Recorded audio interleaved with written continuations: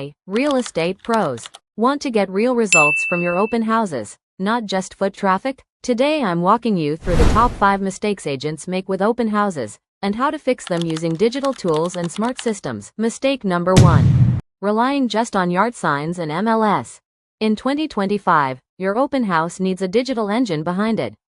Use social media, posts, reels, stories, targeted ads, email campaigns, and community groups to get eyes on your event.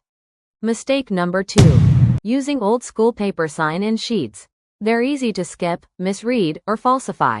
Use a digital sign-in, QR code plus online form, iPad station, so leads go straight into your CRM, making follow-up seamless.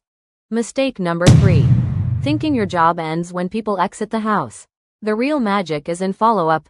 Reach out within 24 hours, thank them, ask for feedback, share similar listings. Mistake number 4. Going just to show the property.